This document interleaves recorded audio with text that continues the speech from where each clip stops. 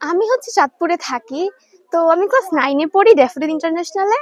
তো আম্মুকে সাডেন বললাম যে চলো একটু ঘুরে আসি কোথাও। পরে আম্মু বলল যে এখানে কুমিল্লা অনেক সুন্দর, চলো আমরা যাই। তো ভাবলাম যে ওকে যাবো যাবো, বাট টাইম ম্যানেজ হয় না। তো এখন হচ্ছে ঈদের ছুটি, যার কারণে একটা হিউজ বন্ধ পাইছি আমরা। তো যার কারণে আম্মুকে বলছি এইবার চলো যাই। পরে আম্মু বলতেছে ঠিক আছে চলো এবার যাই। তো আম্মুকে এখানে আসার পর লাইক এখানে অনেকগুলো বিহার, জাস্ট নাম জানি, যার নাম শালবন বিহার, বাট এক্সাক্ট জিনিসটা কি সেটা সত্যি জানি না। তো বাট আম্মুকে আস্ক করছি, তখন সে বলল এখানে হয়তো আগে রাজা ছিল যারা, তাদের কোনো প্রাসাদ সামথিং ছিল, তো ওইটা হচ্ছে ভেঙে গেছে, মাটির নিচে চলে গেছে এরকমই।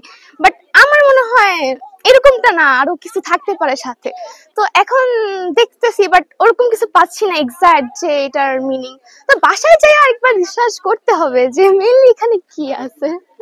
এখানে আমরা অনেক জায়গায় ঘুরছি, কিন্তু কুমিল্লা বলতে আজকাই আসা কুমিল্লা ঘুরার লেগে। এখানে ধরেন থাকলে তো বহুত কিছুই ভালো হয়, যেমন একটা ওয়াশরুম থাকলে আরো ভালো হয়, বা একটু পানি টানি খাওয়ার লেগে রেস্টুরেন্ট থাকলে আরো মজা হতো।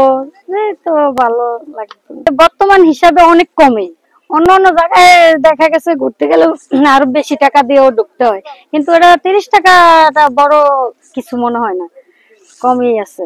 আগের তুলনায় হয়তো কমই আছে। আগের হিসাবে যা রাখতেছে এখনো, আমরা আজ থেকে আরো 5-6 বছর আগে আসছি, যায় এখনো তারা বাড়ায় না। এটাই ভাল লাগতেছে। এবং নিজের মতো স্বাধীন মতো ঘুরে দেখা যায়, মন মতো চা দেখতে হয়, কোনো সমস্যা হয় না। 25 বছরের ওয়ারেন্টিযুক্ত দীর্ঘস্থায়ী দরজা প্রোটেক্টর, আধুনিক ও মজবুত দরজা। শালবন বিহারটা সম্পর্কে অনেকেই আমরা জানি না, এবং এই পুরাকীর্তিটা যে গভর্নমেন্টের একটা মানে উদ্যোগ, সেই উদ্যোগটা হচ্ছে যে এটাকে সংরক্ষণ করা। এবং এতে করে কি হবে, আমাদের পরবর্তী প্রজন্ম এই বিষয় সম্পর্কে অনেক কিছু জানতে পারবে, বুঝতে পারবে, এবং প্রাকৃতিক ভূতাত্ত্বিক যে ইয়েগুলি আছে, কি বলা যায়, নিদর্শনগুলি আছে, সেই নিদর্শনগুলি সম্পর্কে তারা ওয়াকিবহাল হবে। আর পরবর্তীতে আমি মনে করি আমার মেয়ে যেটা বললো যে এই ইটগুলি এত পাতলা কেন, আমি বললাম এই ইটগুলি আজকের না, আজ থেকে আরো 200-250 বছর আগেকার। তো তখনকার দিনে এরকম পুড়িয়ে ইট করা হতো না, তখন করা হতো চুন, সুরকি এবং বালি দিয়ে এবং মাটি দিয়ে, আঠালো মাটি দিয়ে করা হতো।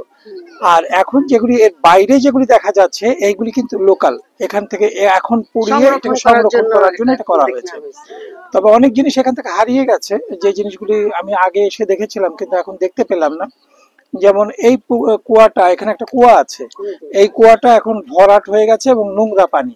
কিন্তু একসময় আমি যখন এসেছিলাম আজ থেকে 30 ইয়ার্স বিফোর, তখন এখানে দেখেছিলাম যে এটা পরিষ্কার পানি, পরিষ্কার পানি। এখন এখানে সংরক্ষণের অভাব আছে। আর সবকিছুই ভালো লেগেছে, কিন্তু একটা জিনিস ভালো লাগলো না, সেটা হচ্ছে এই যে যে বিশাল জায়গাটা, এইটাকে সংরক্ষণ করার জন্য যে প্রয়োজনীয় ম্যান পাওয়ারের দরকার, সেই ম্যান পাওয়ারটা নেই, যে কারণে এখানে কোনো সংরক্ষণ হচ্ছে না। এবং যেখানে মানুষের চলাচল নিষিদ্ধ, সেখানে মানুষ চলাচল করছে। মূলত এটা কিন্তু ঠিক না। এটা একটা পুরাকীর্তি, এটা বাংলাদেশের একটা ঐতিহ্য, এবং অনেক ফরেনাররা এখানে আসেন, যারা এটা দেখতে আসেন এবং খুঁজতে আসেন যে এটা কি। এটা তো মূলত একজন রাজার বা একজন জমিদারের এটা ইয়ে ছিল, প্রাসাদ ছিল।